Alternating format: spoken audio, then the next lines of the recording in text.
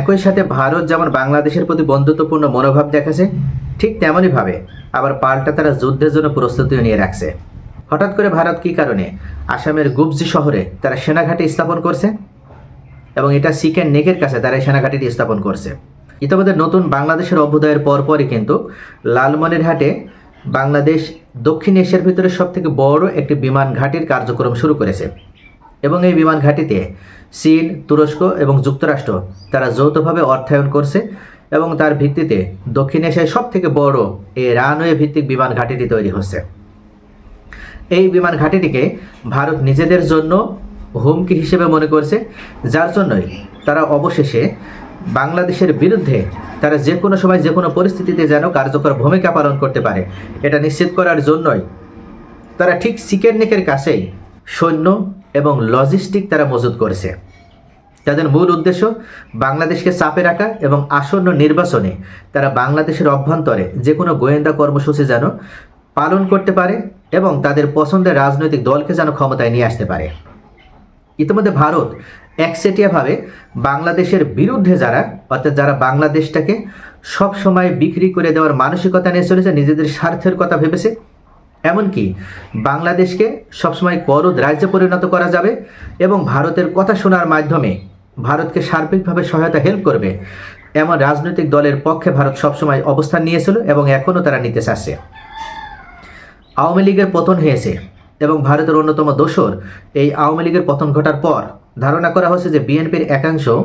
আবার ভারতমুখী হয়েছে। এমনকি যে ত্রয়োদশ জাতীয় সংসদ নির্বাচন, এই নির্বাচন ঘিরে বাংলাদেশের ভিতরে বড় ধরনের সহিংসতার একটা পরিকল্পনাও রয়েছে। 13ই নভেম্বর তৎকালীন প্রধানমন্ত্রী শেখ হাসিনার প্রথম রায় প্রদান করা হবে এবং এই রায়কে কেন্দ্র করে এখনও পর্যন্ত আওয়ামী লীগ বাংলাদেশের ভিতরে বড় ধরনের কোনো কর্মসূচি বা মারাত্মক কোনো ধ্বংসাত্মক কর্মযজ্ঞ পালন করতে পারে এমন গোয়েন্দা রিপোর্টে উঠে এসেছে, যার জন্য ইতিমধ্যে জামাত ইসলাম এবং ছাত্র শিবিরের পক্ষ থেকে ঘোষণা দেওয়া হয়েছে যে তারা আওয়ামী লীগের যে কোনো কর্মসূচি বা আওয়ামী লীগ যদি গর্ত থেকে মাথা বের হওয়ার চেষ্টা করে তাহলে সেখানে তাদেরকে প্রতিহত করা হবে এবং এজন্য আইনশৃঙ্খলা রক্ষাকারী বাহিনীর পাশাপাশি সাধারণ জনগণকে সাথে নিয়ে জামাত ইসলাম এবং ছাত্র শিবির তারা সর্বক্ষণ সজাগ এবং সতর্ক অবস্থায় থাকবে। অর্থাৎ কোনোভাবেই আওয়ামী লীগের কোনো কর্মসূচি আর সফল হতে দেওয়া হবে না। মানবতা বিরোধী অপরাধের দায়ে অভিযুক্ত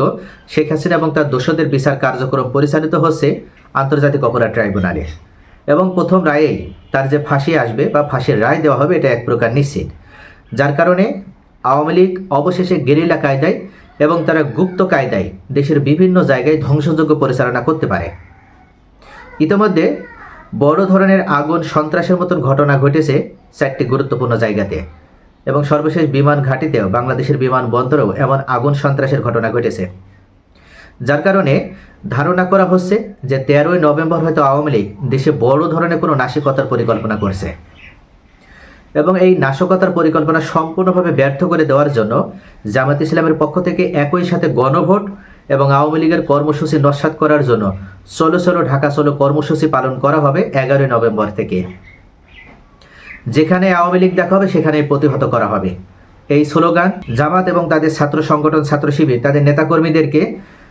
ওয়ার্ড পর্যায়ে এমনকি সকল ক্ষেত্রে তাদের যেখানে যেখানে কমিটি রয়েছে সবাইকে সতর্ক এবং সজাগ অবস্থানে থাকতে বলেছে এবং সামনে নির্বাচন না হওয়া পর্যন্ত আর কোনো ধরনের বিশ্রাম নেওয়ার সুযোগও নেই এটা উল্লেখ করা হয়েছে। তবে ভারত এই ক্ষেত্রে আওয়ামী লীগের পক্ষে অবস্থান নিয়ে তারা যে সরাসরি দেশের ভিতরে বিশৃঙ্খল পরিবেশ সৃষ্টি করতে চাইবে এটা কিন্তু গোয়েন্দা আপনার রিপোর্টে উঠে এসেছে। বিভিন্ন গোয়েন্দা সূত্রে জানানো হয়েছে যে বাংলাদেশের ভিতরে রাজনৈতিক পরিবেশ বা অস্থিরতা তৈরি করতে পারলেই একটা ঘোলাটে পরিবেশ সৃষ্টি হবে এবং যেটাকে ইস্যু হিসেবে কাজে লাগিয়ে ভারত হয়তো সেনা পাঠানোর মাধ্যমে বাংলাদেশের অভ্যন্তরীণ বিষয়ে হস্তক্ষেপ করতে পারে। এমনকি আরও একটা বিষয় বা আরও একটা আশঙ্কা উড়িয়ে দেওয়া যায় না, সেটা হচ্ছে ভারত সরাসরি তাদের গোয়েন্দা সংস্থা বা তাদের গোয়েন্দা তৎপরতা তাদের গোয়েন্দা বাহিনী রয়ের মাধ্যমে দেশের অভ্যন্তরে চরম ধরনের বা বড় আকারে বিশৃঙ্খলা ঘটানোর মাধ্যমে নির্বাচনকেও পিছিয়ে দেওয়ার একটা ষড়যন্ত্র করতে পারে।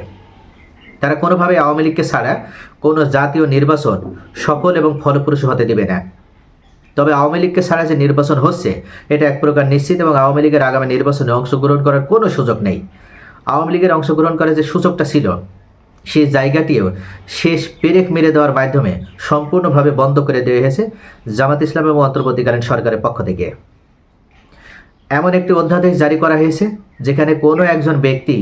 যদি আন্তর্জাতিক অপরাধ ট্রাইব্যুনালে অভিযুক্ত হয় এবং তার বিরুদ্ধে যদি গ্রেপ্তারি পরোয়ানা জারি হয়, তাহলে তিনি কোনোভাবে আর নির্বাচনে অংশগ্রহণ করতে পারবে না। অর্থাৎ দল হিসেবে আওয়ামী লীগ যেমন নিষিদ্ধ হবে, ঠিক তেমনইভাবে আওয়ামী লীগের কোনো নেতাকর্মীও যাদের বিরুদ্ধে এই ধরনের আপনার শাস্তিমূলক বা যাদের বিরুদ্ধে গ্রেপ্তারি পরোয়ানা জারি হচ্ছে, তারাও আর নির্বাচনে অংশগ্রহণ করার সুযোগটাও পাবে না। তো প্রিয় দর্শক, ভারত যতই চেষ্টা করুক বাংলাদেশকে হুমকি দেওয়ার বা ভারত যতই বাংলাদেশকে চাপে রাখার জন্য বাংলাদেশের সীমান্তে এসে 30 কিলোমিটারের ভিতরে এসে তারা সেনাঘাঁটি, বিমান ঘাঁটি তৈরি করার চেষ্টা করুক না কেন, বা তারা সেখানে বিভিন্ন লজিস্টিক বাহিনী এবং রসদ সরবরাহ করুক না কেন, তারপরও বাংলাদেশকে যে চাপে রাখা যাবে না এবং বাংলাদেশকে যে এটা সামান্য বা এটার প্রতি যে কোনো ধরনের বিন্দুমাত্র প্রভাবিত হবে সেটার কিন্তু কোনো আশঙ্কা নেই। অন্তর্বর্তীকালীন সরকারের প্রধান হিসেবে ডক্টর মোহাম্মদ ইউনূস ইতিমধ্যেই জানিয়ে দিয়েছে, দেশের অভ্যন্তরীণ বিষয়ে কারোর কোনো নাক গলানো আর চলবে না। বাংলাদেশের স্বাধীনতা সার্বভৌমত্ব কীভাবে টিকিয়ে রাখতে হবে এবং আগামী নতুন বাংলাদেশ কীভাবে বিনির্মাণ করতে হবে, এজন্য বাংলাদেশের দেশপ্রেমিক নাগরিক, দেশপ্রেমিক রাজনৈতিক দল তারা সকলে ঐক্যবদ্ধভাবে ঐক্যমত্যের ভিত্তিতে তারা সিদ্ধান্ত নেবে এবং দেশের ভবিষ্যৎ নির্ধারণ করবে।